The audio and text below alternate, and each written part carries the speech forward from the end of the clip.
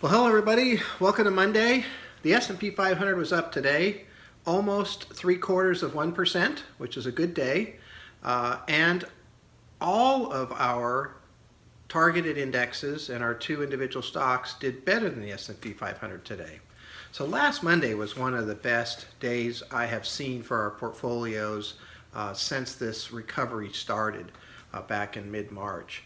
And today was really good also. So it's been great to see. And it was led by semiconductors that were up 3.1%, our immunotherapy and genomics targeted index that was up 2.8%, and Apple, which was up 2.4% today.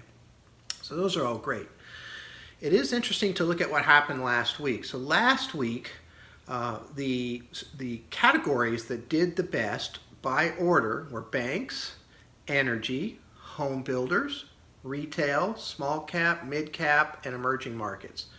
All of those categories are relying upon a situation where the virus is under control, specifically through some type of a vaccine. There are 4 companies right now that are heading into stage 3 trials. There's going to be 120,000 people trying out these vaccines.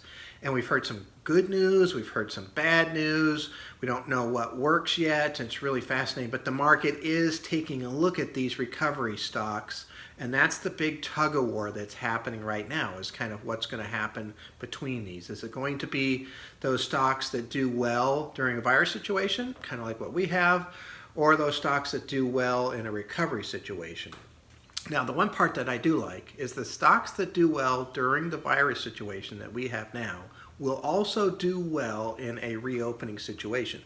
But at least temporarily and for a short period of time, you're going to see a lot of money move towards those reopening stocks because they're so cheap. And so that'll be interesting to see how that plays out. So far today, it was really our holdings that did well. So let's see what happens tomorrow as this battle continues. And I'll talk to you then and we'll see what happens. Thank you.